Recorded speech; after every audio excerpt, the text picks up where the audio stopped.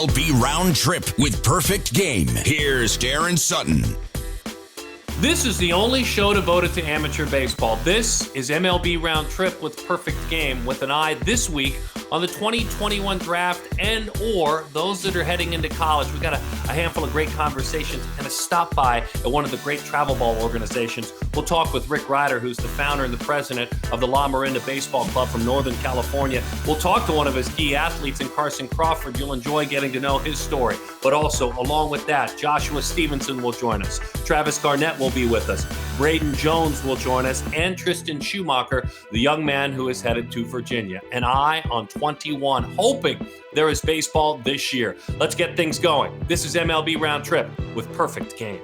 Back to MLB Roundtrip with Perfect Game. Here's Darren Sutton. MLB Roundtrip with Perfect Game, a great chance to connect with a talented athlete as we do every week. And excited to talk to Joshua Stevenson, young man out of Youngsville, Louisiana, St. Thomas More.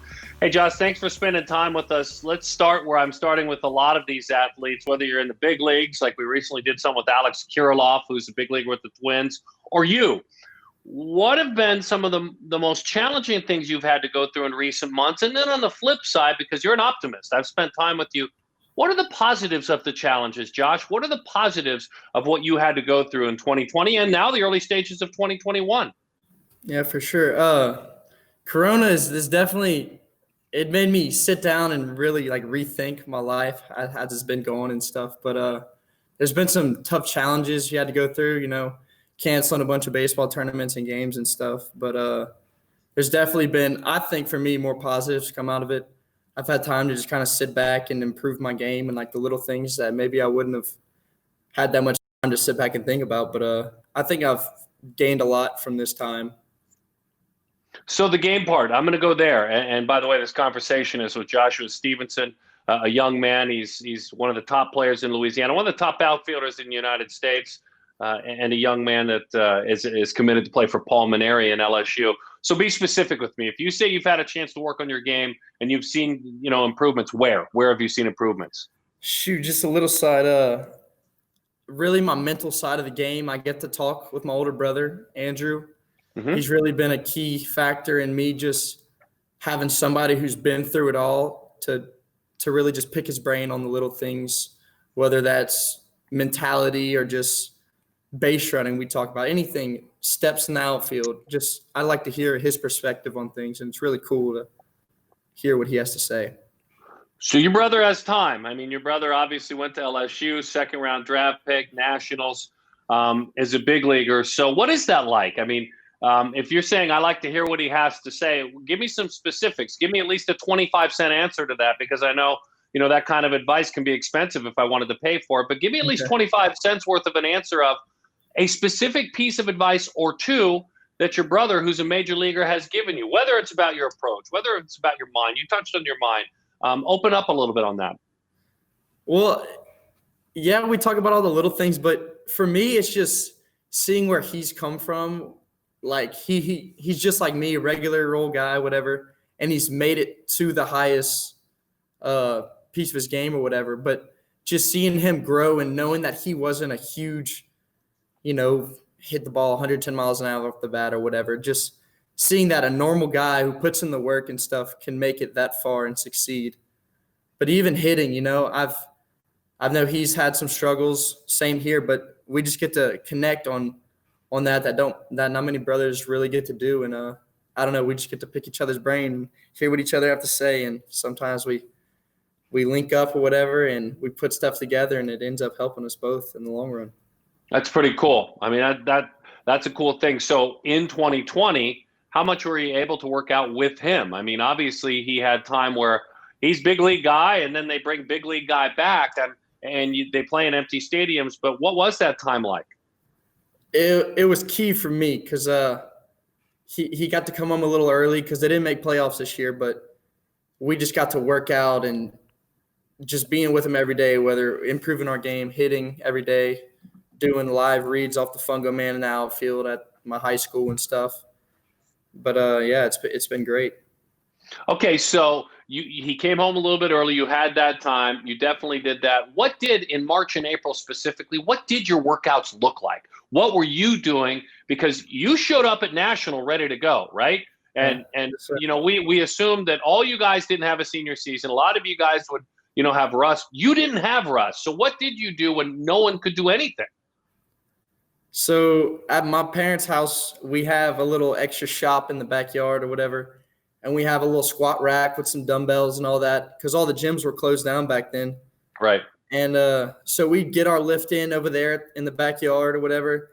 And then we have I'd say about a 2-acre backyard. So that's where we did all our running and stuff because all the high school, we usually do a bunch of stadiums during the summer, but they were all shut down. So couldn't get in there. But we made what we had and we got stuff done. And, it was just it was cool because you normally wouldn't do stuff like that, and I don't know, it just makes you feel humbled that you don't take it for granted, and I don't know, it was cool. Yeah, it's amazing what we can all do without trainers and without a gym with everything we ever needed, and without all the right perfect things to eat every time. You guys were inventive. You guys used ingenuity. You guys found ways to get things done. What was arriving at National like for you when you walked out on the field at Hoover? When you took part in that, when we all had been shut down for a while, what was that experience like? It was really humbling to be on that field with all those players and stuff. And just, I don't know, you get out there and you're like, whoa, these are some stud athletes. But then you just got to take the time, sit back, know that you're one of those guys and you fit in with them and all that. So you got to have that confidence when you go in there. And I think that's what I play with confidence. And I think that's what helps me throughout my game a lot, no matter if things are going wrong or right. But playing with those guys and being on that field with them, it was cool, really cool. Do we go Josh or Joshua? Remind me. What do we go with? Josh is fine.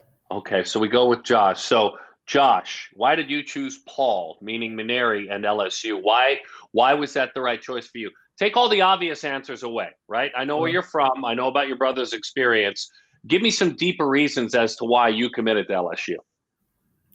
I went freshman summer, going into freshman year, took a visit over there. They called me on a Sunday morning or Saturday night, told me they'd like to see me or whatever, and they got to show me some stuff. So we went over there early Sunday morning and got to get on the golf cart. We showed up there in the front gate. Coach Nolan and Maneri were sitting up there waiting with a golf cart, and they ended up taking us around the whole facility or whatever.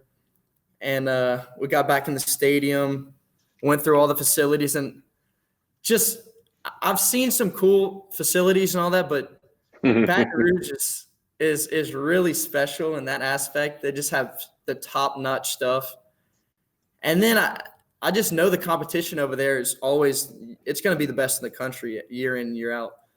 But I don't know. It was just something that I wanted to challenge myself with.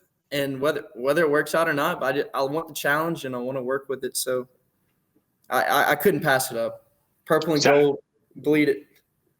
Southeastern Conference baseball, man. I mean, it's epic. I mean, the challenges you've taken on at the PG events, playing at the 17U WWBA. You balled, by the way, this year at that event, 632 on base, Louisiana Knights. Hey, tell me about life at St. Thomas More. It looks like your high school coach, at least as of this summer, was Gary Perkins. I'm sure you were saddened to lose your junior year.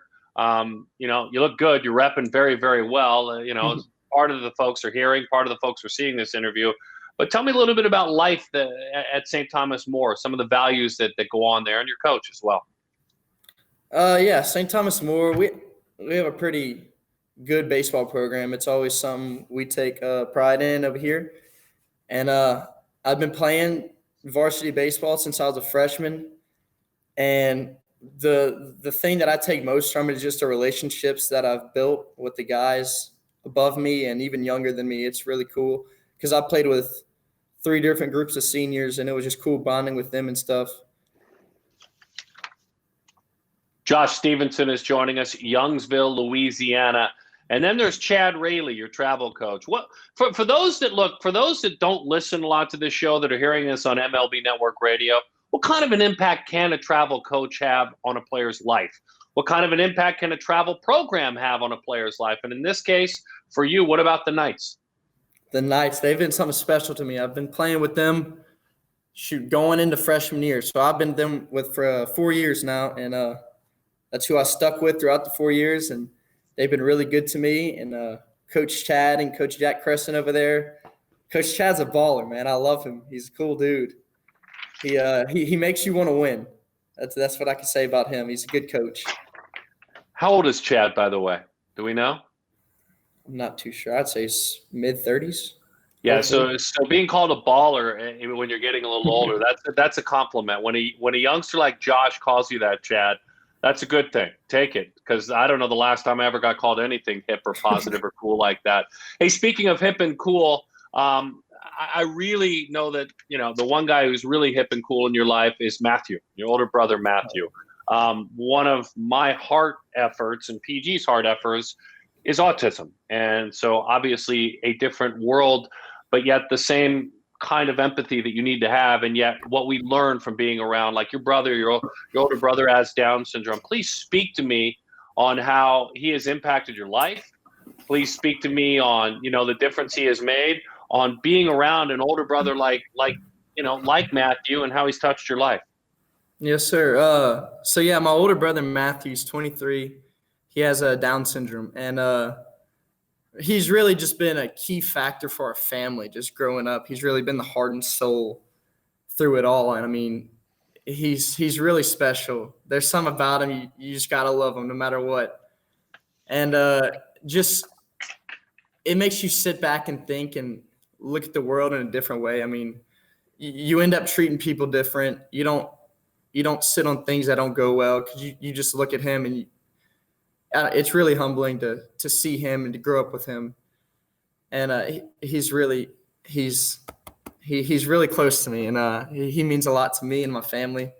Just everything I do, I do it for him. I do the best I can for him and everything. But yeah, he's really special to us. You're a lucky man. You're a lucky man. That kind of perspective that he's passed along to you, and that you can pass along too. There's no doubt about it. Hey, tell me about mom and dad quickly. Your mom is Stephanie. Your dad is William. Explain to me kind of the values that matter in the Stevenson home, and kind of how they've impacted you. Kind of how you've learned watching them too.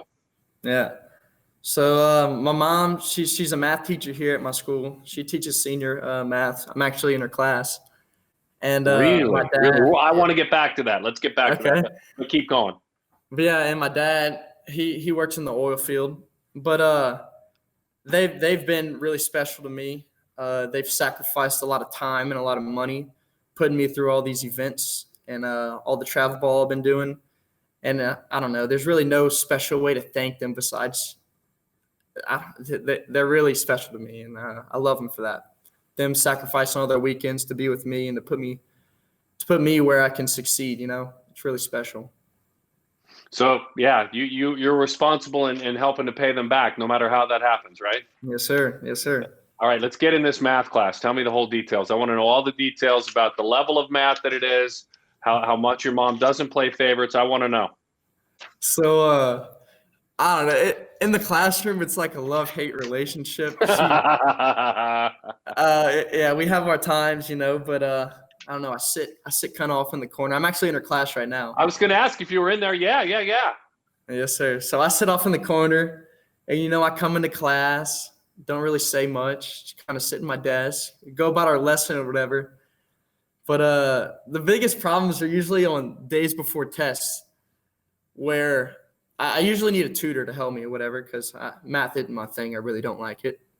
Just like a lot of people, I think, could say that. And sometimes I ask her, her problem is I wait too late to ask her for help to show me how to do certain problems or whatever. And so some days she doesn't want to help me because I put it on her. She has to stay up too late or whatever. And I don't know. It's pretty much a love-hate relationship, but it's fun. It's been a fun year. That is epic, man. That is epic. You're basically doing the same things that people do from afar, right? Where you email your teacher and they're like, hey, he or she waited too long, but you're getting it right there in person. That is awesome. That you're a lucky man, though, to have that. Hey, before I say goodbye to you, I want to know a little bit more about your swing. And I played in the minor leagues for a couple of years and get the game. A lot of guys like you got hits off of me. So if I'm sitting in that dugout, right, if I'm over in that third base dugout and I'm looking at your swing, and it's the side swing, what are some of the keys to your success, from those shoelaces all the way up to your helmet and the moving parts in between? Describe some of the keys to success mechanically? Yeah, so I don't take a big approach. I mean, yeah, I think about it a little, but when I step in the box, it's really just be an athlete, try to shoot the ball gap to gap. And I'm not a big power hitter, but I think it's coming because I've been, working out a bunch, trying to get that power back, whatever. And but no, I'm gonna try to shoot the ball gap to gap. I got good hips or whatever, fast hands, and really good ball to bat skills. And I think that's what helps me. But mostly just being an athlete, because I try not to overthink the game because it's already hard enough. And but yeah, keep a good solid down path through the ball, and it tends to work for me. Yeah, it's working very well. Thanks for hanging out with us and representing your family, Louisiana, your brother, obviously what he's accomplished. But this is your journey now. We'll pull for your brother, but this is your journey, so we really appreciate it. Hey, I appreciate y'all having me on. Josh Stevenson, the pride of Youngsville, Louisiana, St. Thomas More, his school. We'll have more. This is MLB Round Trip with Perfect Game.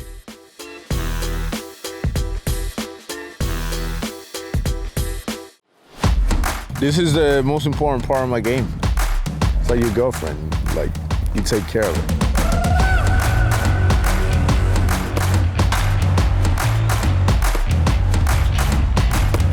You have the Gold Glove and then you have Platinum. Platinum is the top defender of the league that year. It stands out, so you know that's my baby. When I'm hitting, I'm by myself. When I'm making defensive plays, I'm helping my pitcher. Can't go on sloppy on defense. Back to MLB Round Trip with Perfect Game. Here's Darren Sutton.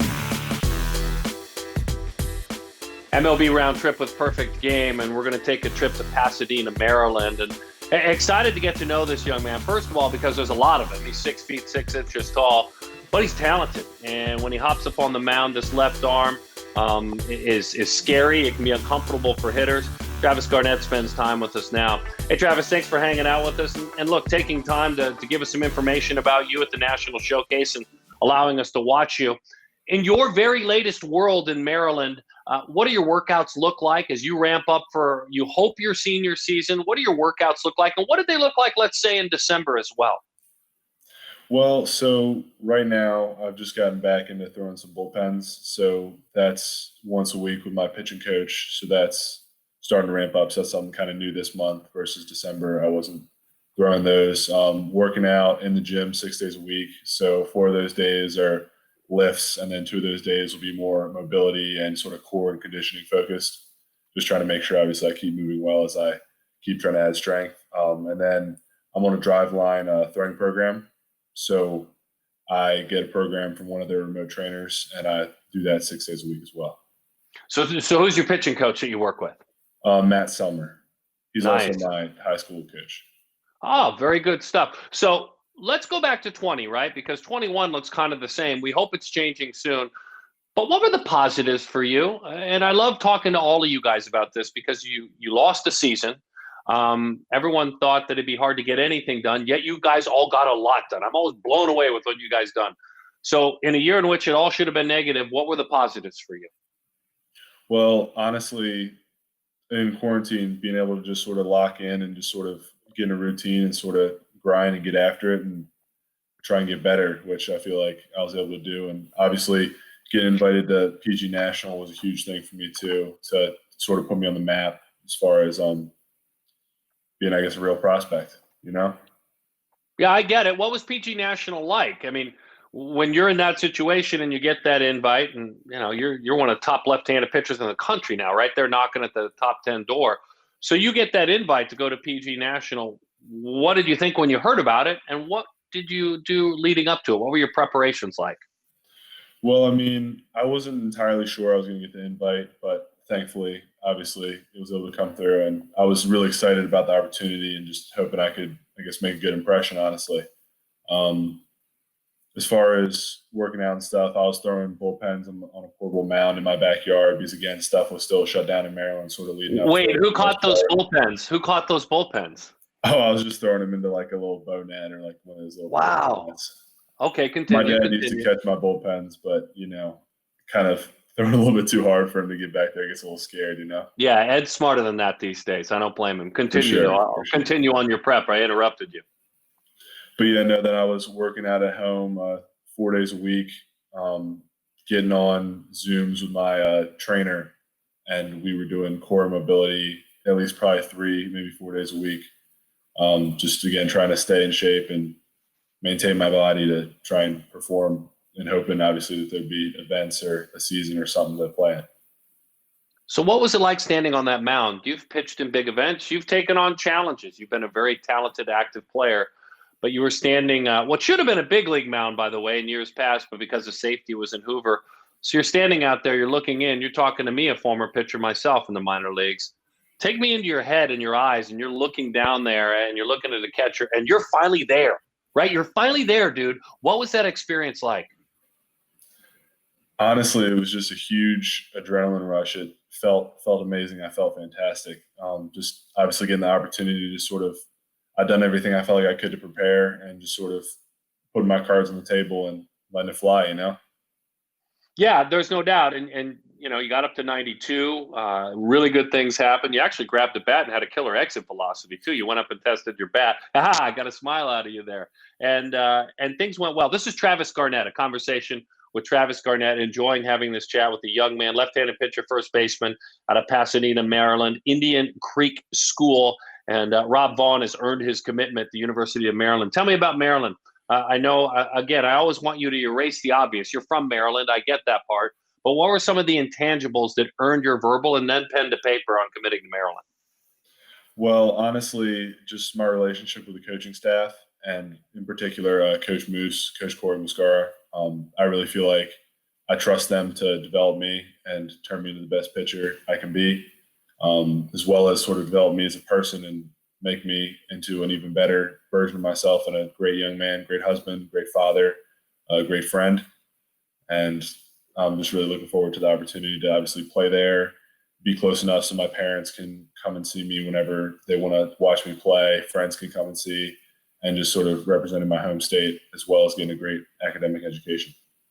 So you realize there was a lot of depth to that answer. I mean, there wasn't just, hey, they have a cool baseball stadium and there's a lot of good stuff. You talked about husband, dad, man, values. Where does that come from? If you're going to give me an answer like that, I'm going to give you a lot of credit, certainly.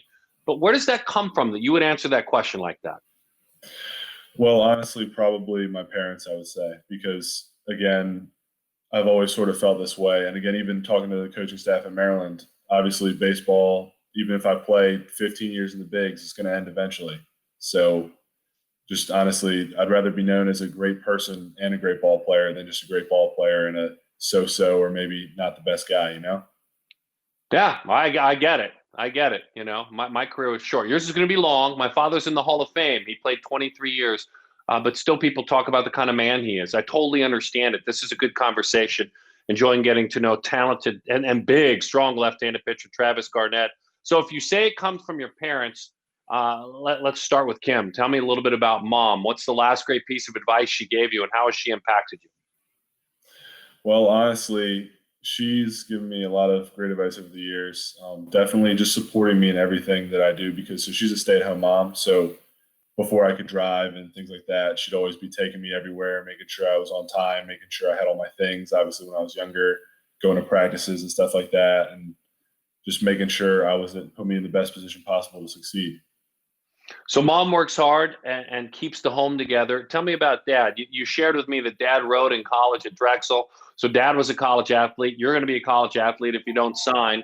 But tell me a little bit about your dad, Ed.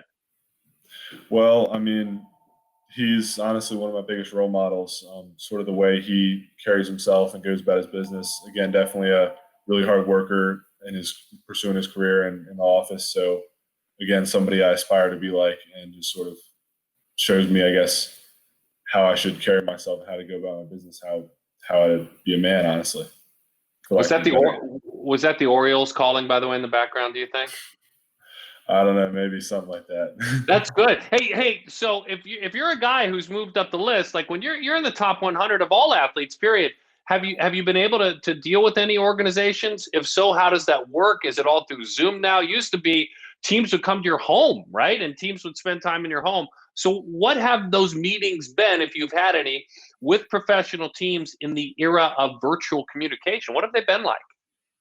Oh, yeah. So I've, just like you said, it's been Zoom calls. I've had a few with a couple teams. I mean, I've enjoyed it. It's interesting talking to them and seeing what their sort of philosophy is and how they run their organization. So it's pretty interesting, pretty fascinating, pretty exciting stuff too. Don't tie a team to this answer because I want to keep it on the clean. But what's the most unique thing you were asked? Probably what my biggest fear was. I think I said it was something like heights, but again, that's not. I just didn't really, I guess, expect to receive that question. Yeah, absolutely. I'm going to use that one though. Let me write that down because I'm going to use that one when I interview guys. I like that. I'm going to steal that one. So you're 6'6" and your biggest fear is heights. I'm 6'5". My biggest fear is heights. So I get it. Really? I get it.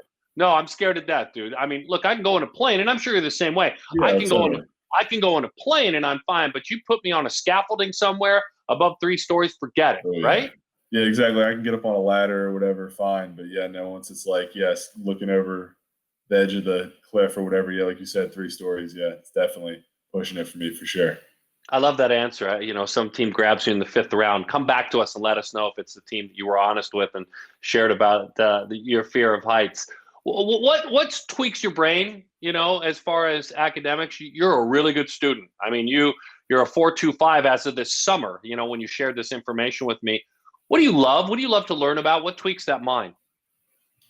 Probably my favorite subject, I think, would have to be history. Why?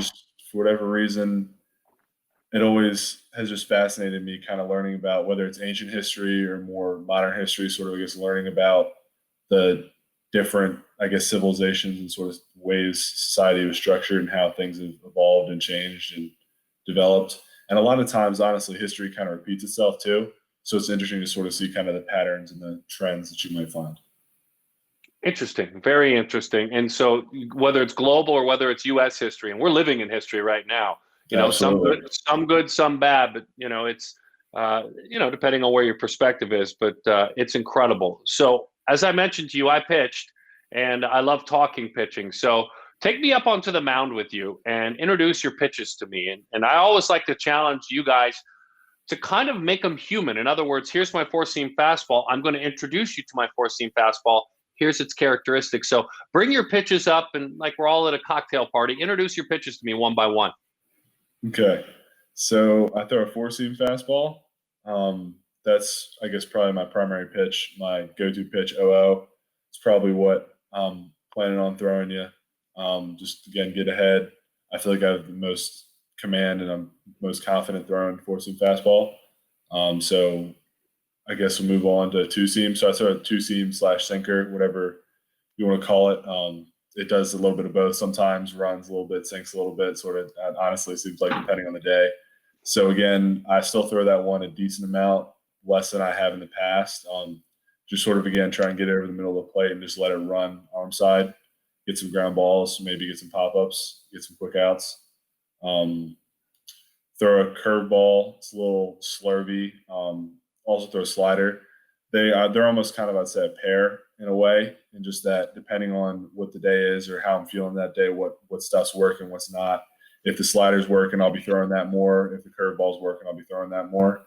So it just kind of depends on what my feel is. So they're kind of, I guess, interchangeable in that sense. I think they profile a little bit differently, but again, depending on what some people have seen, they might argue my curveball is a little bit more slidery. Then I have a changeup. I like to throw that to righties for the most part. Sometimes sneak it in to a lefty, just sort of try and catch them off guard, maybe early in the count. I think, again, that has potential to be one of my best pitches.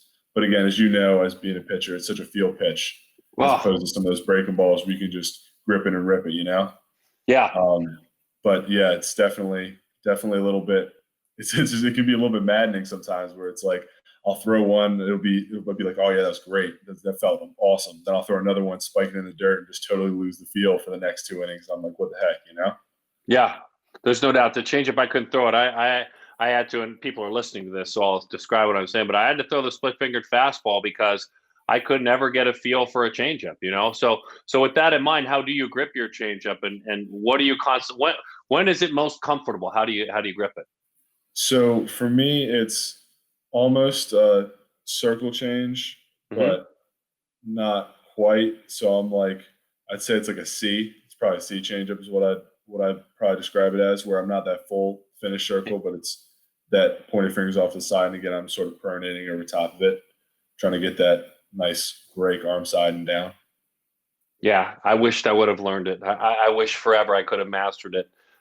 It's not an easy pitch to master. Oh, it's the best pitch in baseball. Fastball, changeup. You can win with that, right? I mean, you can win with that. Absolutely. If you command those two, you can win with that. I love that you throw it to lefties sometimes too. I mean, that's the old Tom Glavine. He had the courage to do what no one else did before, long before you may not even know who that is. Talented left-handed pitcher. I definitely do, but for sure. Yeah. So when did you get to be 6'6"? When did you have your biggest spike in growth? And how did you stay athletic? Because a lot of us tall guys, I won't just make it about me, a lot of us tall guys, when we spurt, we lose our athleticism. And you know this, and it just happens. How did you remain athletic? I mean, so I would say, I think probably from 8th grade to 9th grade, I went from somewhere like 6 feet-ish to probably 6'4", maybe 6'5". And that was probably, at least from recent memory, my biggest growth spurt, I'd say. And again, definitely a lot of elbows and knees, even more, I guess, funky and gangly than I might currently still be. But no, I mean, I think there was definitely a period where I did lose some, if not a decent chunk of athleticism. So again, working in the gym, working on being more explosive, obviously moving better and getting stronger, I think has probably been what's restored my athleticism to me. Well done, my friend. Maybe even a better athlete. Well done at 6'6" with that kind of presence. And I appreciate your time. I'm excited to see, Travis, what your year looks like. I'm hoping you have a healthy season. And I mean, you know, you're going to be healthy, but I'm hoping the world is healthier and you guys can get out and play. For sure. I'm excited to see what happens with you in July. You're either going to be going to a great school, chasing your dreams with your dream school, or you're going to be off in the minor leagues somewhere. You've earned this, my friend. Enjoy 2021. I appreciate it. Thank you guys for having me. Talented left-handed pitcher Travis Garnett out of Pasadena, Maryland. More when we come back. Love this show, getting to know the future of the game on MLB Roundtrip with Perfect Game. Welcome to the future. Welcome to PG Tech. When the best and most impactful in an industry join forces, you, the athlete, win. This is PG Tech, a partnership driven by Perfect Game and K-Motion, an innovator in human motion learning, along with several best-in-class companies elevating technology and athlete development. It's a combination of state-of-the-art technologies, 3D body measurement, high-speed cameras, launch monitors, radar, bat sensors in the PG Tech cloud, guiding players, coaches, scouts, and recruiters in making their best decisions. PG Tech will help athletes and instructors achieve their goals by understanding the cause and effect of a player's movement to improve the development of that player. In other words, this is the best answer. Welcome to the future. Welcome to PG Tech. Back to MLB Round Trip with Perfect Game. Here's Darren Sutton. Let's wrap this first hour where I love to go, and that's those that have led travel ball organizations and been a part of the development of young athletes. And in California, it's been a challenge. We all know that. But for a full generation plus, Rick Ryder has led things with Lamorinda and their baseball program. And Rick spends time with us now. Hey, Rick, happy 2021 to you. A challenging 2021 in California, certainly. And I guess I'll start there, Rick. We need your wisdom. We're looking forward to hearing from your wisdom. What have you advised your athletes to do? What have you been able to do? And have you even seen guys, amazingly enough, grow through all of this, all these challenges? Have you seen guys grow? What has this year been like for you as a man who leads a travel ball program? Well, as a story here, we were very fortunate. You guys know who Tyler Soderstrom is, and his dad, Sure. Steve, of course, played with the Giants. Well, they live in Turlock, which is out in the Central Valley, and he's an almond grower. Well, he built his own Field of Dreams, fantastic facility, not a facility so much as it is a field. And so as the California counties were closed down and all the major travel ball venues were closed down, but the counties closed down parks and facilities, weren't even able to have a practice. We were very fortunate in having Steve's facility where we were able to host some tournaments and bring teams in and continue to play regularly. And so it was great for other teams, great for us, great for the kids, a lot of development. And, it just couldn't have worked out better, all things considered. Lamorinda baseball founder and president Rick Ryder. How inventive have kids been this year? I mean, in a year in which guys lost their junior year, some lost their senior year, you can't always get to the trainer that you're used to going to or do things maybe the way you're used to doing. But Rick, I'm sure you could match me or top me in the stories I've heard of kids being inventive. And I don't want to say old school as a couple of old guys talk, but how amazing is it to see the resiliency of baseball players and the younger generation? Well, there's no question. There's just a real passion, a real desire. There's a lot that's fueling it, right? So I don't think that really changes, even though you have the pandemic. I think that you still have parents and kids that are anxious to get out of the house, get baseball instruction. So, the trainers are still doing their thing. The one-on-one stuff, the bullpens and the hitting instruction and all that stuff seems to be unbroken. Certainly at the highest levels, at the elite travel ball levels. They know they need to get their work in. They're committed to wanting to develop, and they don't want to leave a season behind. Why did you found Lamorinda Baseball when you did so back in 2003? Heck, we're coming up on pretty soon. It's going to be a couple of decades. What pulled you at that point in your life to devote what's been your life's work now? Yeah, well, that's timing has a lot to do with things, and it certainly had a lot to do with us. In Northern California, there was almost no travel ball. And the travel ball that there was back in 2003, you were really a black sheep. You were seen as taking your kids away from Pony or Little League. And so, from the top echelons of the local baseball organizations, leagues, there was really no support. So we happened to be in the very first days. And really the catalyst for it was to continue to play baseball in the fall. And, after the league baseball shut down, we wanted to continue to play. We had some great players and there was real passion to do it. And then that quickly turned into sort of a 3-year plan with the very first team I'm talking about, where we committed to going to Cooperstown as a 12U team. And then we ramped it up every year. So the commitment was greater and greater every year to where it got to it was 12U. And we asked everybody to make a full commitment to travel ball. And after that, we had that first team that did so well. And then really the second team was national champs, and that created a lot of additional momentum. And then it just kept going. I kind of never was able to get out of it. It just seemed to hook you in and keep pulling on you. So you were the one. I mean, you were the one. We always hear people talk about those Georgians and Florida people and Texans saying, "Hey, more travel ball in California, more travel ball in California." You're the one. I mean, growing it out there, being a part of, and there's other clubs too, but really growing it. Where are we right now? If you're to speak on behalf of travel ball in the state of California, I'm always very intrigued. I'm a Californian, Southern, but I'm a Californian, so I'm always intrigued being in this biz now as to the evolution out west, right? Arizona, Nevada, California. So in your mind, where, in Walnut Creek, California, and in California are we as it pertains to travel ball? Well, it's exploded, as you must well know. It's unrecognizable from what it was before. We couldn't hardly find a tournament to play in. You had to, there might be one or two a month that were decent back in the early days. And now there's, many to choose from each and every week in a normal non-pandemic year.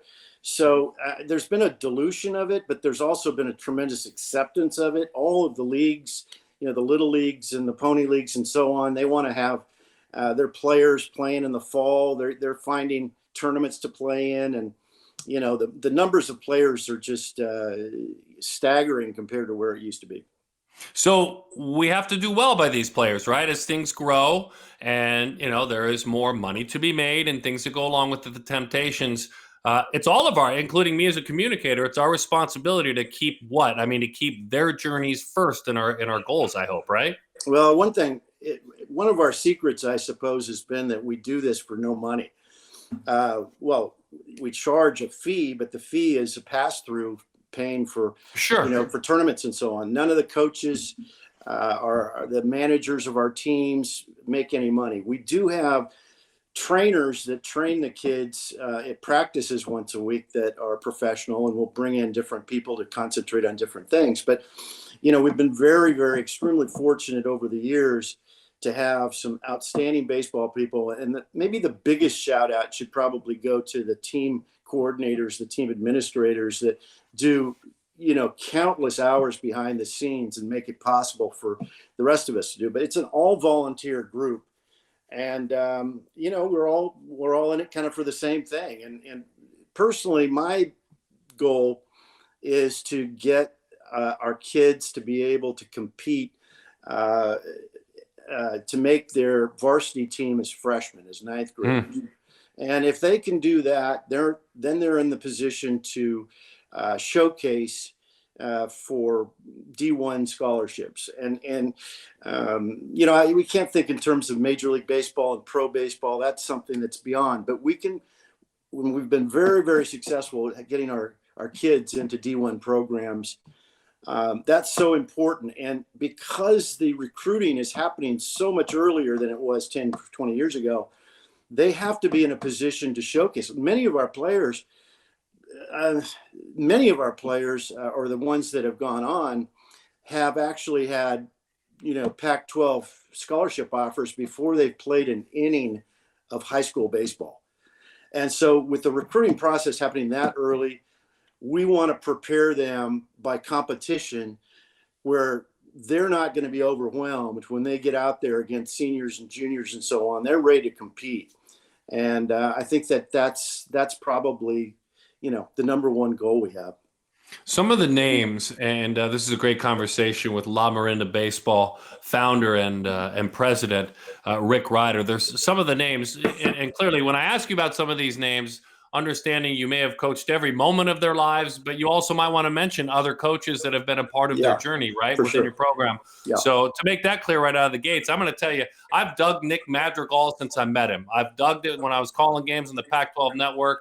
I just got lost in conversations with him about his hitting approach when he was a college kid.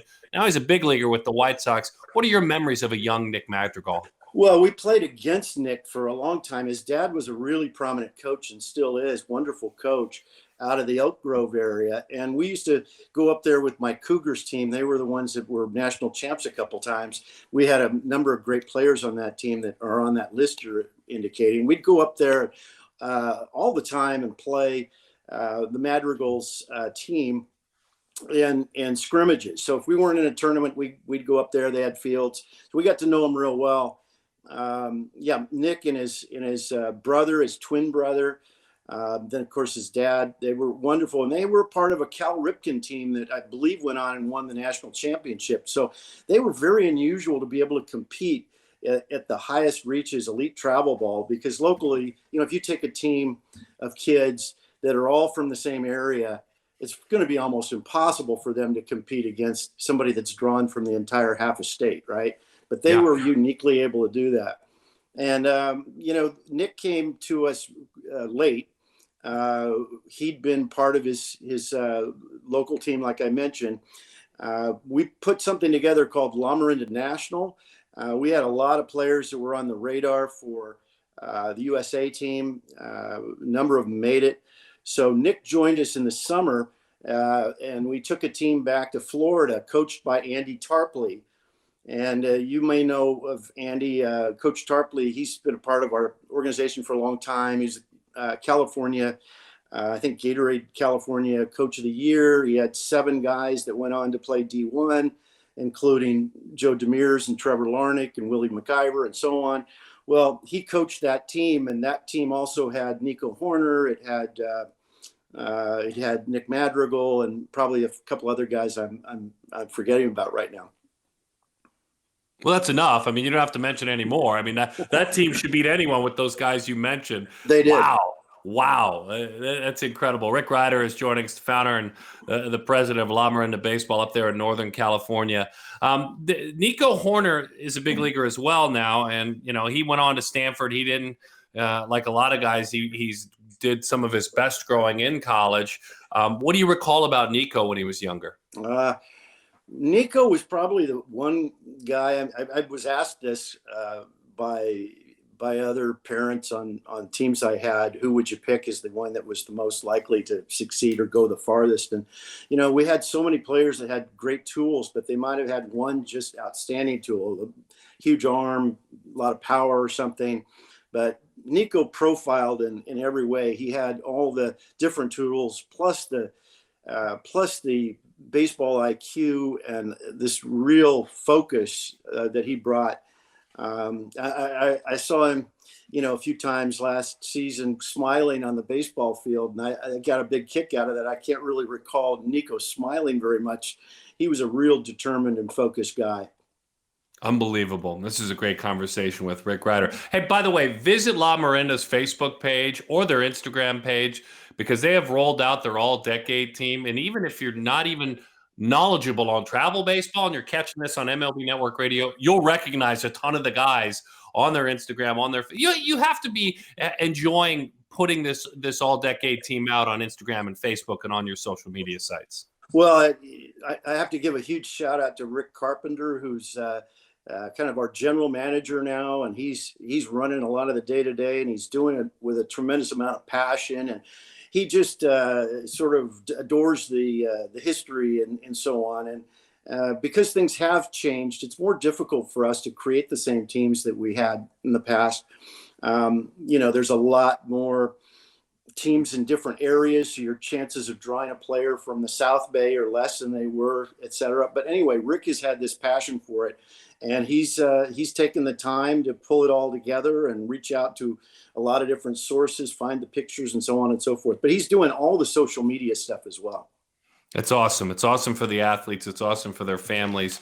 Before I thank you, some names that I didn't get to, but you'll see it all on there, folks. Some of my favorites. I love Kyrie in Paris with the Angels. Love him. I mean, I love who he was when I saw him at events and who he is. Petey Halpin is awesome. We've talked about Joe Demers, who now is in the A's organization. Davis Diaz, Javier Felix, who is at San Diego State. Man, a lot of great players. You've touched the game and the families, and you've impacted so much. It's an honor to have you on hanging out and talking baseball. We really, really appreciate it. I appreciate you having me on. Thanks very much. When we come back on this show, we're going to learn from one of his players, Carson Crawford. And Carson's going to talk about his time with the program. Glad to have you with us and learning about the amateur side of the game. This is MLB Roundtrip with Perfect Game. Welcome to the future. Welcome to PG Tech. When the best and most impactful in an industry join forces, you, the athlete, win. This is PG Tech, a partnership driven by Perfect Game and K-Motion, an innovator in human motion learning, along with several best-in-class companies elevating technology and athlete development. It's a combination of state-of-the-art technologies, 3D body measurement, high-speed cameras, launch monitors, radar, bat sensors in the PG Tech cloud, guiding players, coaches, scouts, and recruiters in making their best decisions. PG Tech will help athletes and instructors achieve their goals by understanding the cause and effect of a player's movement to improve the development of that player. In other words, this is the best answer. Welcome to the future.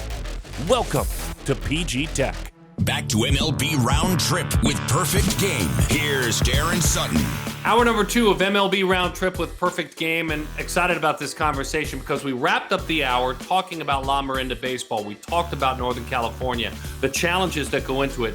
Guess what? There's an athlete that's looked these challenges right in the eye and has just continued to grow. And excited to talk with Carson Crawford. He's out of Cardinal Newman in Rohnert Park, California. Carson hangs out with us now. So in a year in which, Carson, we've all had these challenges, and oh, baby, in California, there have been tons of challenges for young athletes. How have you grown? What has been your silver lining? What have been the best parts of a very challenging year? And 21 starting off just the same, though it will change. So over the last, 10, 11, 12 months, what have been the best parts of a challenging year? Yeah, I'd definitely say 2020 was obviously a challenging year, especially after high school got canceled, but I do have to say the silver lining was probably quarantine. I built myself, I got stronger, I gained about 15 pounds of muscle, and I really focused on the intangibles of my game to help improve for the summer events that were hopeful to happen, like PG National. So there's so much in what you just said that I want to dive into.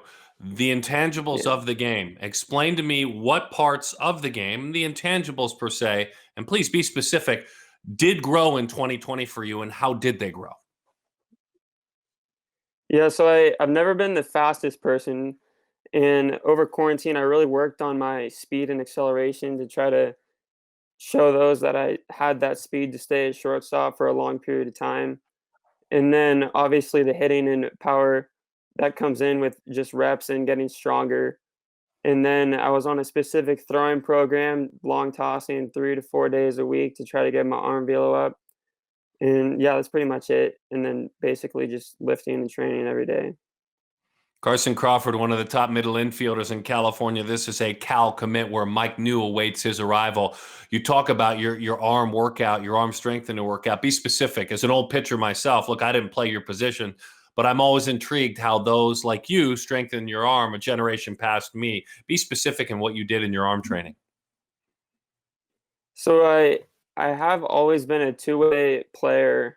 Up until this summer, my infield and hitting progressed a little more than my pitching was. So this summer I didn't pitch as much. So I've kind of always had an above average arm compared to other infielders just from my pitching past. But specifically, I did a lot of Velo Pro. It's that thing connected to from your hip to your back heel to really create that separation, because I never used my legs that much. And I really started incorporating my legs, and then J-bands every time before I throw, and basically long toss was my silver lining for sure. And you put on some good weight, right? I mean, when you were in quarantine, how did you do that? Because we all were tempted to eat like crap, let's be honest. How did you put on the right kind of weight? Yeah, so I got really lucky actually. One of my pitching coach, he has a facility called FBK1. And it's a really small excluded place, and I was able to get my work done there. And there are certain specific trainers that help me eat correctly, train correctly, especially baseball specific. Right. So I gained the right weight. It wasn't just a bad weight. It was good. All right, so give me a meal. I'm hungry right now. Right now as we talk, give me a good meal. And I'm hungry like you're hungry. At your age, you're always hungry. So give me a good, when I'm looking at the Carson Crawford power diet, I'm looking at a plate, and what am I eating? So my favorite meal over this quarantine was definitely my breakfast. I'd come home after my workout.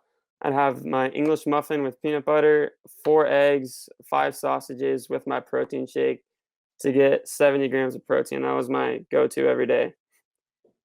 Nice, 70 grams before a lot of people were getting up. I mean, people were still in bed, and you had already cranked 70 grams of protein and worked out. Where'd you baseball train? Where you shared with me a little bit about it, but what other unique ways did you baseball train that you hadn't ever before?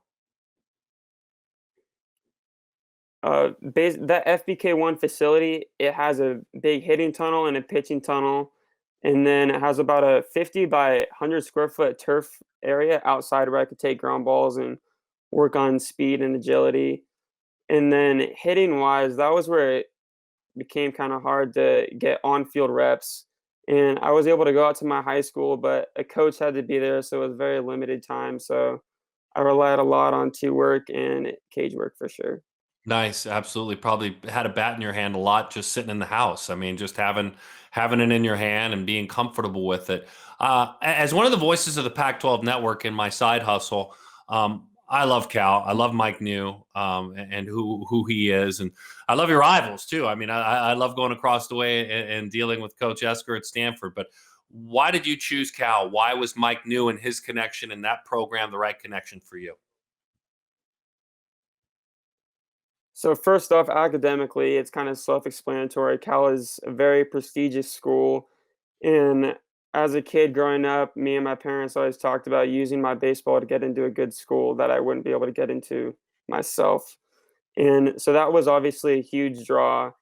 And then the relationship that I created between Noah Jackson and Mike New was just so much stronger than all my other relationships. And I really felt like at home and a good connection there for sure. It's a great place, man. I mean, it's a gorgeous ballpark right up against the old-fashioned track stadium. It's where the soccer team plays too. It's a great spot. NorCal Baseball, one of your travel teams, and we talked with the main man, and it was great. You would have loved the conversation with Rick Ryder of Lamorinda. That's some of your younger days. But talk to me about your travel ball journey. The places where you have stopped, the places where you have learned, the places where, because of the impact of these travel ball groups, you're a better player. Tell me about that. So as you said, I played with Lamorinda my whole junior high, and that was where my baseball really started to progress, and I really noticed that I could have a serious future in the game. And so then going into high school, that's where I introduced myself to Rob Bruno and NorCal. And I've been with them all 4 years, and we've traveled all across the country from Arizona to Texas and Florida. You know how it is, all those states down there. Yeah. But yeah, the travel ball and the relationships that I created through NorCal especially, I'll always have those forever. I'm very grateful and happy that I chose to play with NorCal. You know, it's interesting, Carson. A lot of people in this show's on a Major League Baseball channel, right? It's on MLB Network Radio. And so someone who's in their Jeep and listening to this because they love baseball probably doesn't understand the true impact of a travel team on an athlete, right? They don't understand that. They think it's maybe additional. And they kind of they stop at high school. And this is not at all to put anything negative against your stop at Cardinal Newman and where you will play hopefully this spring. But help that person who's riding in the car understand how important travel ball has been for you. Okay, yeah. So travel ball is, in my opinion, is very important compared to high school ball. I mean, high school ball is obviously important too, and it's fun to play with the team and play for something special. But travel ball is a real chance to showcase yourself and your ability to win during summer with people you're not really as close with as your high school. And it's just your time to shine, and for your future is a lot relied on your summer team for sure. And at the same time, you've probably loved and you probably hated to lose it. And gosh, I hope you have it this year. But you probably have loved your high school experience at Cardinal Newman. Is it Derek De Benintendi? Did I get it right? Yes, sir. That's his name. Woo-hoo-hoo! I still got it, Carson. I still got it. Tell me about your experience. Tell me about your experience with Derek. Tell me about your experience with your baseball program at Cardinal Newman. Yeah, so I came into Cardinal Newman my freshman year. I was very skinny and tall, just kind of like this, every typical 14-year-old. I was 6 foot, 150 pounds. And I came in on varsity freshman year, and I was more of a pitcher actually than a position player. But then as my high school progression went, especially sophomore year, Derek, he really developed me as an infielder in my actions and my hitting ability as well. And yeah, my infield just started to take off after that from Derek. So good student, I'm guessing. I mean, if you're going to Cal and, as of the time you shared some information with me before National Showcase, you were a 3.8. So when you sit down in a classroom, which one do you enjoy the most? I mean, which subject has you thinking, hey, I'd like to keep studying this? Maybe after baseball, I'd like to continue to study this when my long major league career is over. What subjects tweak your mind the most? Yeah, I'd have to say as a kid growing up, I was always a big numbers man, and I really enjoyed math and physics and really understanding why things happen. But especially this year with calculus, I've had a reality check kind of that math is a very hard future to pursue. So hopefully I'm planning to get into the Cal business program and maybe go from there. All right, calculus has shrunk many a man. I mean, it's and woman. I switched my majors to broadcasting after I took college calculus. I walked across campus and that was it. So I get it, Carson. I get it. I totally understand. This is Carson Crawford. He's a talented middle infielder out of Rohnert Park, California. He is a Cal commit. I'm going to come to your dinner table, and Eric's going to be there, and Tori, your mom, and Caitlin, your sister. We're all going to be there. So the four of us. And thank you for inviting me, by the way. What are we having for dinner at the Crawford home, and what are we talking about? What do we like to talk about at the family table? I've just sat down. I'm invited myself. What are we eating, and what do we like to talk about in our home? So in my house, family dinner is always an important thing that we have every night, and we're probably having rice with chicken and broccoli or some sort with a salad. But my mom she likes to connect on everyone's day personally, so we go around, ask each other about our days and what we did, because with my family, we all have really busy schedules, so we don't see that much of each other throughout the day. So dinner is definitely very important for us. All right. Well, I'm excited. It'll be a good dinner. I'm excited to do that. And well, I'm glad to talk about my day, and I want to hear about yours. Tell me about your dad, Eric, specifically. Maybe some great advice he shared with you, or how he's modeled for you, an example as a man, some things you've learned from him. Yeah, my dad, he's always been a big part of my life. He really shows me the virtues and what it takes to be a good man and respectful. And baseball wise, he's been with me ever since I was 3 years old.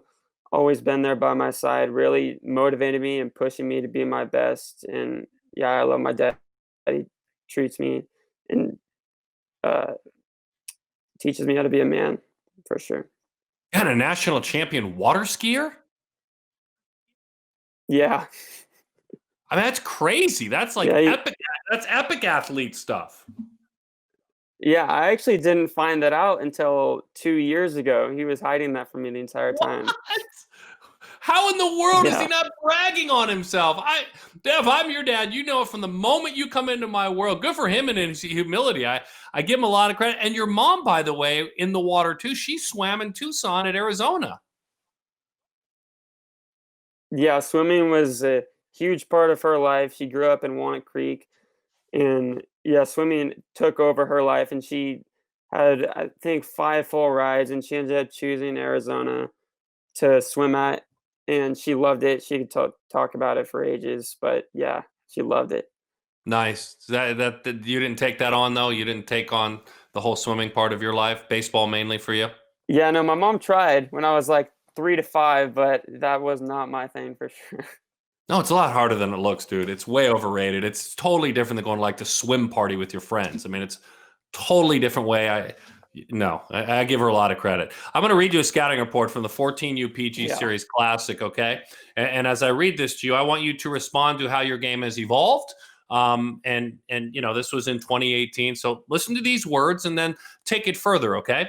It says Carson Crawford, 21, out of Rohnert Park, California. He's an accomplished hitter and a top-flight defender at third base at the time. He shows range in either direction and is especially good moving to his glove side. He has a strong and accurate arm and can make all the throws. At the plate is where he truly shines. He showed his ability to drive the ball to the gaps and use his plus running ability in the California victory Thursday morning. This was at the 14U PG Series Classic back in 2018. When you hear that, how applicable is it to you? And, take it forward for me on the scouting report. So first, defensively, I have always been plus to my left side. And over the past 3 years, because that was freshman year, I've really worked on that first step to the right side and getting my feet through. And I've made jumps on that for sure. And that's why I've been more successful up the middle now versus back then. And then I've always loved hitting, and I've really advanced my hitting approach for sure, and I thank Joey Gomes for that. And he's really taught me how to get my best move every time and catch the ball right outside my front foot in the most efficient way possible. But yeah, and then back to the speed. I'm not sure exactly how my speed was back then, but I don't think it was as much as I wanted it to be, and I've definitely improved that for sure. Well, they thought you could run, man. So that's good that you've improved even more. They thought you could run, and they're pretty good at what they do. They try and give an unbiased opinion. Hey, Carson, thanks for the time. I hope, my goodness, there's good news not only nationally, but specifically in California, that you guys can get out on the field, have a strong senior year, and I look forward to seeing what happens with you in the future. Hopefully, see you either in the minor leagues very soon, or at Cal, working and playing baseball in the Pac-12. Thank you for your time. Thank you. I appreciate it. And by the way, thanks for inviting me to dinner. This is a good man, Carson Crawford. Glad to have him with us. When we come back, we'll continue getting to know the best players in all of amateur baseball. This is MLB Roundtrip with Perfect Game. MLB Roundtrip with Perfect Game. Welcome to the future. Welcome to PG Tech. When the best and most impactful in an industry join forces, you, the athlete, win. This is PG Tech, a partnership driven by Perfect Game and K-Motion, an innovator in human motion learning, along with several best-in-class companies elevating technology and athlete development. It's a combination of state-of-the-art technologies, 3D body measurement, high-speed cameras, launch monitors, radar, bat sensors in the PG Tech cloud, guiding players, coaches, scouts, and recruiters in making their best decisions. PG Tech will help athletes and instructors achieve their goals by understanding the cause and effect of a player's movement to improve the development of that player. In other words, this is the best answer. Welcome to the future. Welcome to PG Tech. Back to MLB Roundtrip with Perfect Game. Here's Darren Sutton. Hello, Mississippi. It's good to talk with you, and obviously it's good to represent Mississippi. We love doing it as we continue on MLB Roundtrip with Perfect Game. Braden Jones is from Madison, Mississippi. He is an Ole Miss commit because that's one of the things you're supposed to do if you're a talented player. And Mississippi is commit to Mike Bianco, and Brayden spends time with us now. Happy 2021, Brayden, and congratulations on all that you accomplished in 2020. As I look back on last year and the challenges that came along with it, and you headed into places like, the National Showcase, into places like Jupiter, which was in Fort Myers at the end of the year. What did your March and April look like? Why were you so impactful when the summer came around? Because, look, there wasn't a whole lot most of us could do. What did you do that kept you strong and maybe even in some ways made you stronger? I got to give it to my parents. They're like, we're building us a home gym in our garage, and then I worked out every day. We had a big field out in the neighborhood, so I got the long toss from my brother who plays baseball, and he's like a couple years younger, so I had all that. So it really wasn't bad for me. I got to do everything I would do if it was March or April with no COVID. Wow. So I need a full description of this gym. A majority of people are hearing this on MLB Network Radio. They may be seeing it on the show, obviously, but I need a full description from you of this gym. Walk me through it. Tell me a little bit about what it looked like. Where was it in your home? I need a full description of this parent-built gym. It was in my garage, and normally we'd go buy all this stuff. My mom knows how to build a lot of things, so she built the squat rack that hooked up. It was mounted into our wall, and she had a bench like attached to it too. She built the bench rack and everything. We bought weights from online at Rogue, and she put mats down in the garage. Like, we moved all the cars out of the garage, put a pull-up bar on the roof. It was everything you could ask for a home gym. Did you have some pretty good music? What'd you go with, like a USB speaker? How did that work? For Christmas before, we got this big speaker, so we had that out there in the garage. Neighbors probably didn't like it, but well, they'll be all right. You could use these when it's 5 o'clock in the morning if you were out there. I mean, they'll be just fine. They'll be all right. Hey, listen, I can't get past the fact that, as someone who has zero construction game, like I have zero handiness, right? I can't get past the fact at your mom's handiness, that your mom was able, your mom Megan, to help build it. So give me a little bit more on mom. First of all, the kind of mom she is. You've opened the door for that. But second of all, that she's got some serious do-it-yourself game. She's the one who builds everything around here. And like she does all the handiwork. She built the patio like outside in our backyard. She's done a lot. She's renovated this entire house. She's like the best mom like I could ask for. She does everything. She tutors me in math. She's a math teacher at my high school. So like that kind of helps me towards like schoolwork because math I struggle with. So she helps me with all that. Come home. She's a big CrossFitter too. So like kind of motivates me to I got to be the most athletic out of the family. So I got to keep it up. That's awesome. Hey, by the way, not that we need to go deep on this. We started the show with Josh Stevenson, a talented athlete and a prospect whose brother plays in the big leagues. He was at National with you. You guys might have been there at different times. His mom is a math teacher too, and she is teaching him right now. So is she teaching the course you're taking now, or does she teach a different grade? No, she teaches middle school math. I'm taking college classes right now. Okay. So, but she can definitely jump in and help you. She can. She did it all last semester. And she doesn't charge you for her time? No, she doesn't. Thank goodness, because if she did, I might have to go find me another tutor.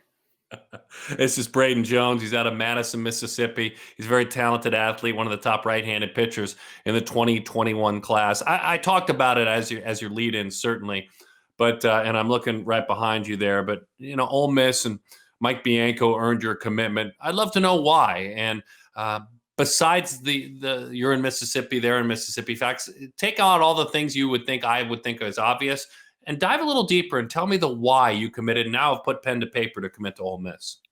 It's like I was waiting on them to offer. I mean, the facilities are top of the line, top of the nation. I love the coaching. He sent countless pitchers into the big leagues, and that's like what really drew me was how many pitchers he can develop and send to the big leagues. And I looked recently at their pitchers right now, and they've developed so much. Like a freshman have developed so much, and I looked at that and I was like, I could be one of those and develop some more. I love that answer, and there's a couple of ways I want to go with it because you talked about you were waiting for them to offer you. So we always hear about the guy that calls to the big leagues, right? He gets his call to the big leagues. What his story is. What was your call like? What was your communication like when you were told either through the phone or in person, hey, we want to offer you to come play for us. Here's our scholarship offer. What was that like? Give us a story. Well, the funny thing was it was the last game we played right before COVID hit. I was on the way to the beach. We were in Biloxi playing in a tournament, and Coach Lafferty came and watched me that game, watched an inning, and he left. I was like, oh, I must have not done that good because he left after an inning. And then I get in the car on the way to the beach, and my head coach says, Coach Lafferty's about to call you. And so he called me, and we talked, and he didn't offer me then. And then Easter comes around. I was like, I'm just ready to be a Rebel. And they were waiting on what the COVID was going to do to like their program and everything. I was like, I called him and said, I just want to be a Rebel right now. He said, we can make that happen. And I did on Easter. And then talked with my family and everything. We said, that's fine with me. So I did. On Easter Sunday, huh? Yes, sir. Wow.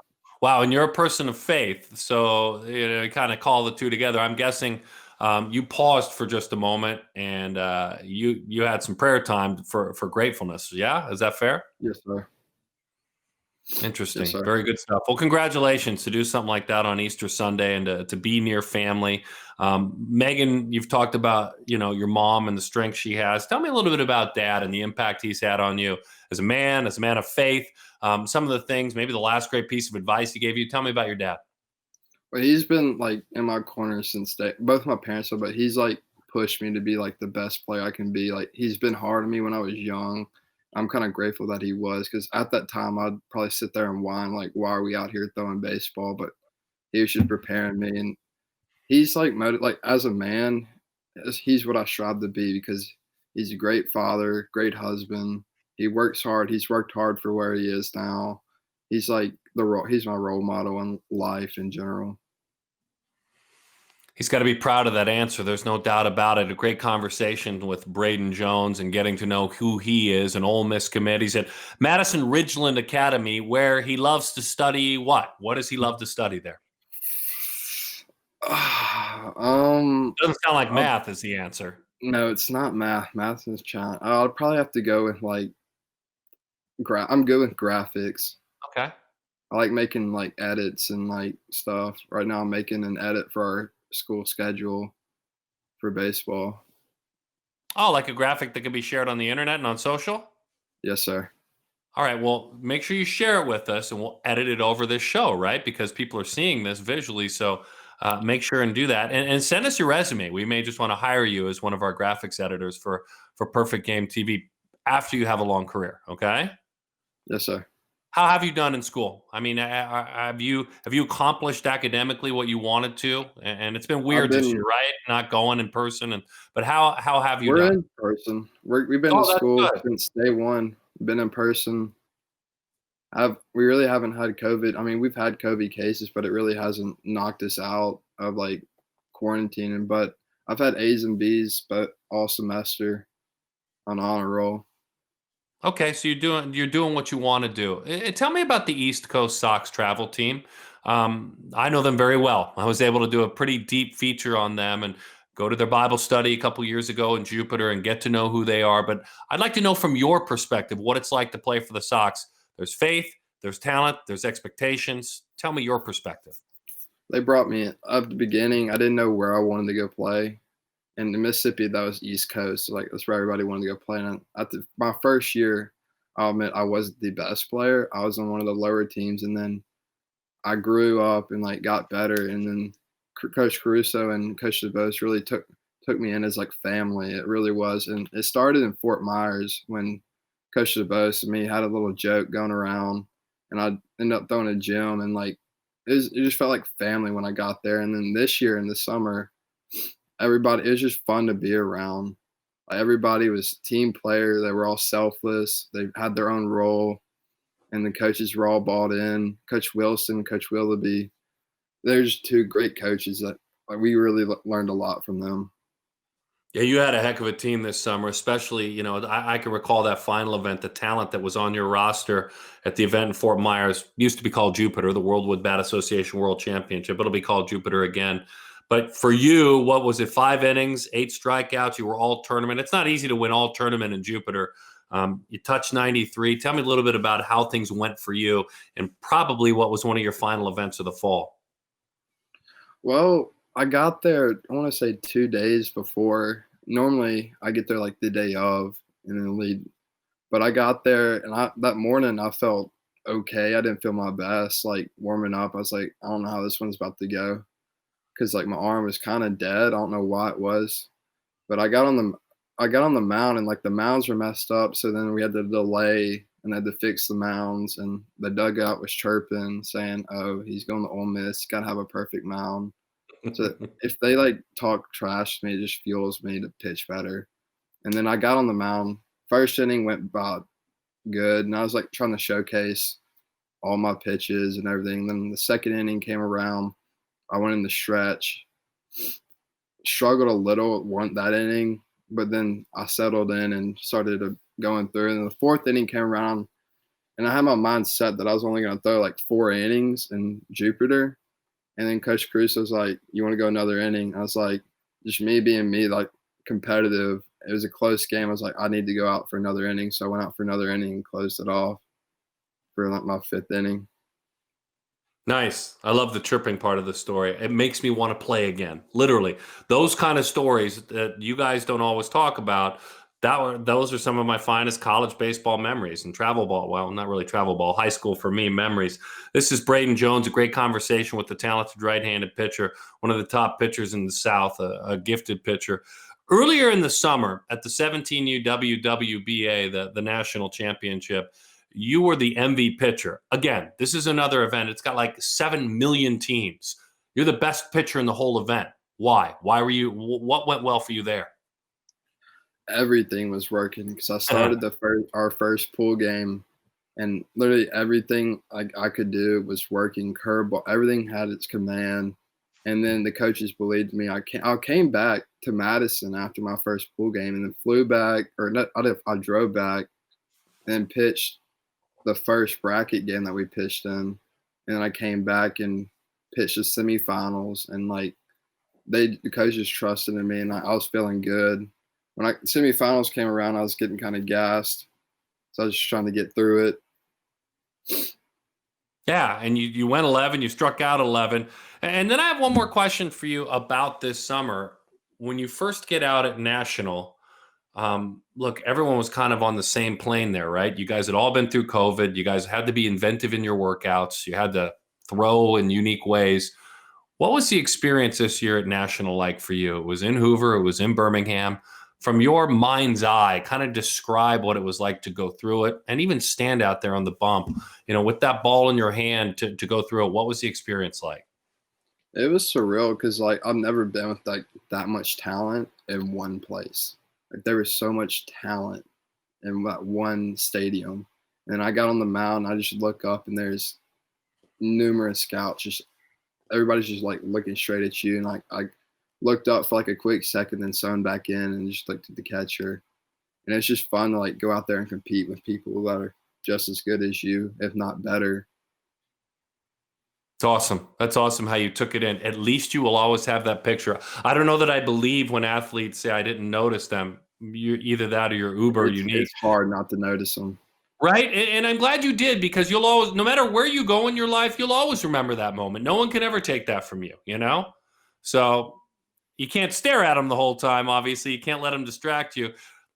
Before I let you go, I'd like to know a little bit more about you as a pitcher, and mechanically, what are some of your keys? What pitch is your best friend right now? And you're talking to an old minor league pitcher who pitched in college too, so kind of introduce a few keys to you. If we're having a Starbucks, if we bump into one another, and I say, "Hey, man, what's working well for you? What are some of your keys?" What would you tell me? I would have to say just like the life of my fastball, like. As of last year, it really exploded.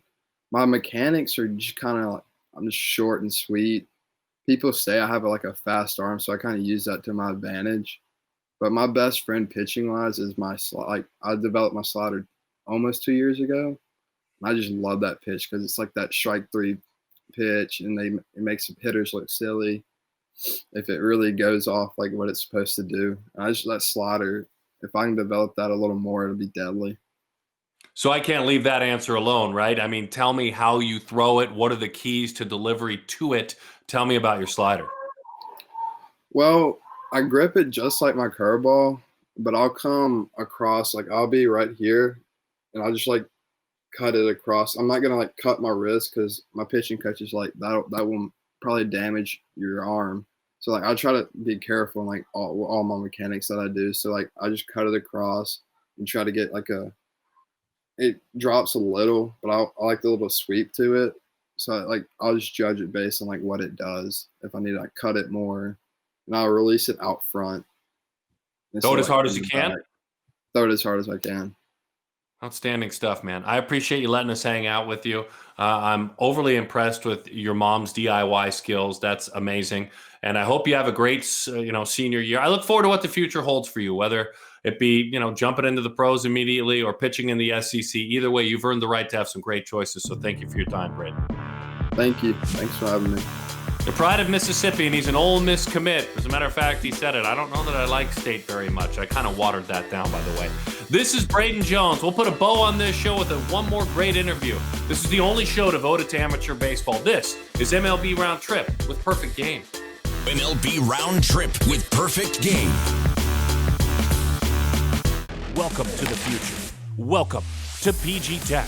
When the best and most impactful in an industry join forces, you, the athlete, win.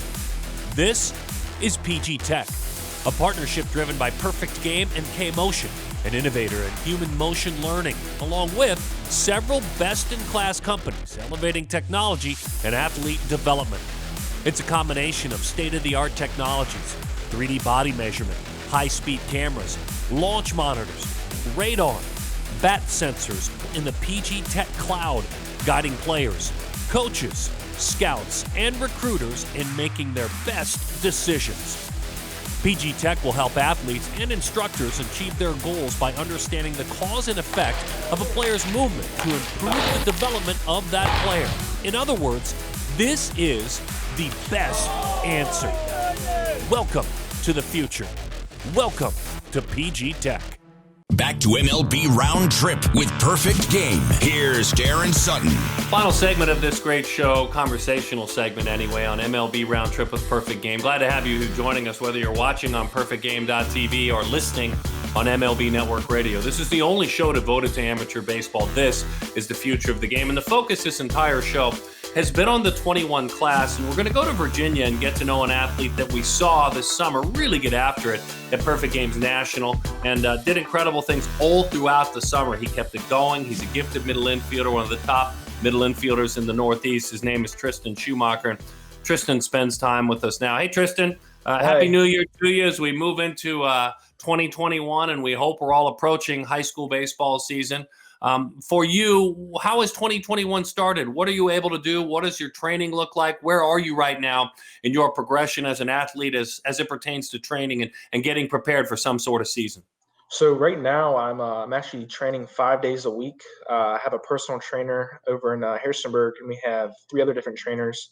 We have a hitting director, pitching director, and then we have a power lifter there for just other lifting stuff. So training 5 days a week, mixed with school 2 days a week. And then I hit, throw just about every day. I just started hitting last week. I've been throwing football about for a month now. And then I just started throwing baseball, weighted balls, core work, everything for about 2 months now. So I'm just starting to get back into it. Wow, you're getting after it. What was March and April like for you of 2020 when things got quiet really fast and you were still a baseball player with dreams? What are some of the things you did and how did you kind of reinvent yourself in March and April of 2020? So I was working out 5 days a week until March hit, and then it was shut down for about a month. And I actually have a squat rack downstairs. I could do pull-ups, squat, deadlift, bench, curls, you name it. And so I was doing about 3 or 4 days a week. I wasn't going to see anybody like trainers. I was going to the field 3 or 4 times a week to do ground balls, like field work, glove work. And then as things started opening up a little bit, a couple pro guys, college guys, my trainers would all meet at a baseball field, and we would do live ABs. And so that was pretty fun. And being able to see minor league arms, college arms, before I even step on the field in the summer was a great opportunity to get better. So that's interesting you'd say that. Tristan Schumacher, Virginia native, Virginia commit. What did that look like? I'm very curious. I mean, you're at that point a high school junior. What made those arms different than what arms you had faced in the past? So what I realize is that minor league, like professional guys, are like trying to get you out in more than 1 or 2 pitches. Like one of the guys who pitches is Brendan Hanafy. He's in the Orioles organization. He has a 4-seam, 2-seam, sinker, changeup, and a really hard slider. Like his slider would start at my hip and end on the corner of the plate. And some of them, I just tip my cap sometimes. I'm just like, you're just like too good right now.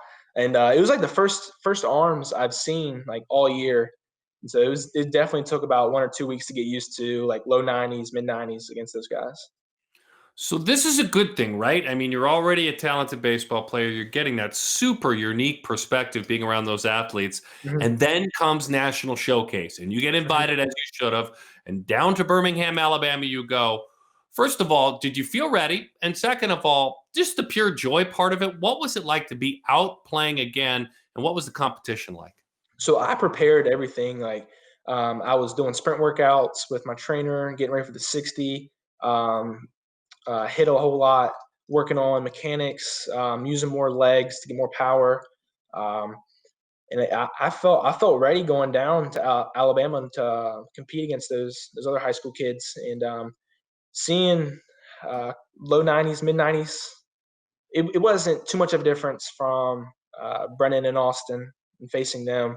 but it was definitely hard competition down there in Alabama. Was it joyful for you? What was there a sense of satisfaction and joy that, oh my gosh, this is kind of for real finally? Yeah, it was. Like any perfect game event that I go to, like Georgia, Florida, Alabama, San Diego, my heart's pounding as soon as I step on the field. Like for our first game, even the last game, my heart's pounding. I love it. The Richmond Raves, one of your travel organizations, as part of your development, you went down a little bit later and you talked about Georgia at the 17U WWBA. You pitched a bit, by the way. You got a few outs on the mound, but you got on base like at a 560 clip. So you balled at that event. And to do that at a 280 team event is getting something done. Kind of walk me through your experience at bat by at bat without going too deep, but tell me why things went so well for you. So my head coach, Ty Rivers, I love him to death. But he's always telling me to keep my front shoulder down. And so I'd always pull off the ball a little too much. And so we're in the cage hitting pregame. And he's like, keep that front shoulder down, keep the front shoulder down. And so using that cue in my ABs and not thinking about too much about technique and just hitting, like being aggressive in like early counts, it actually really helps me a whole lot. And then taking pitches outside the zone, not chasing anything outside the zone really helps as well. Yeah, there's no doubt that national help, but all that experience you have with those pro guys, to hear that advice and to know what it looks like, because now you're dealing with some velocity, right? At that event, you're dealing with some velocity.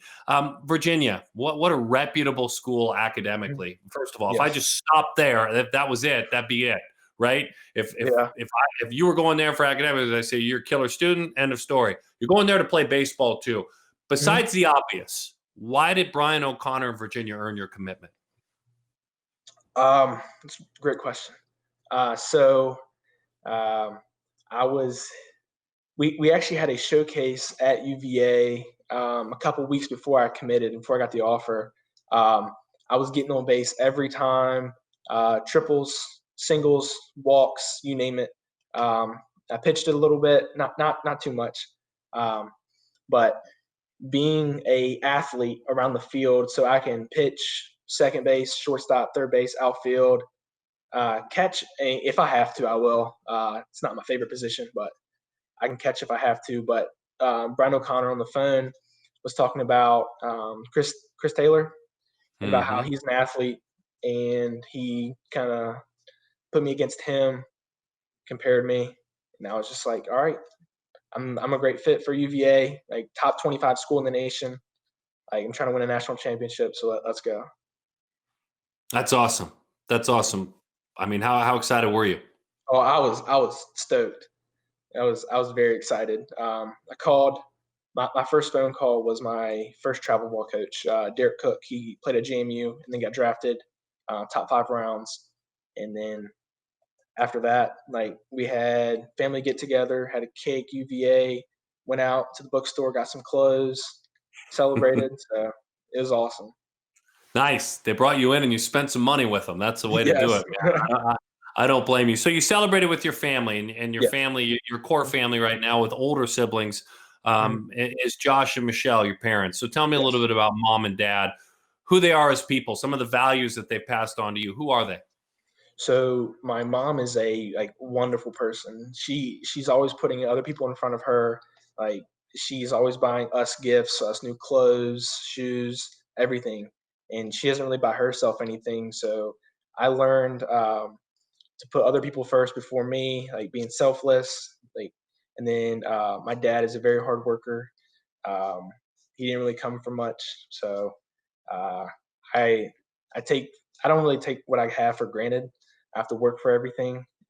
So being a hard worker definitely comes from my dad. Outstanding stuff. Yet being the lone boy and the baby boy, I understand the toughness that dad gives you, but don't tell me that Beth and Catherine and Hannah don't kind of spoil you a little bit, and you didn't mind as you were getting older having their friends visit either. I mean, there's nothing wrong with having 3 older sisters. They baby you a little bit. Well, when I was younger, I definitely got babied, but now it's just me and Hannah at the house. She's okay. Yeah, she's still in college now, but my other two sisters moved out with their boyfriends. So. And you and Hannah get along? What's the last great thing you guys laughed about? Oh man, I don't know. What do you guys watch? You guys watch The Office? What goes on there? What's the deal? I don't remember a whole lot. She normally just stays at her boyfriend's house when he's not working, so she's not here a whole lot. But I think last time, I don't know the last time we laughed at something. Had a good laugh together. I'm sure it was at a family meal at some point. Oh yeah. So New Year's Eve was definitely, we had like all the family over and everything, and we had a great time. So on a time like that, when you have everyone together and you're celebrating and you're laughing and you're enjoying one another, and Beth is there, and you take yourself back a little bit to how grateful you are to have Beth there. Kind of walk me through what it's like to see how challenging a cancer battle can be and to see it through the eyes of someone you love, like your sister. What was that like when Beth went through that?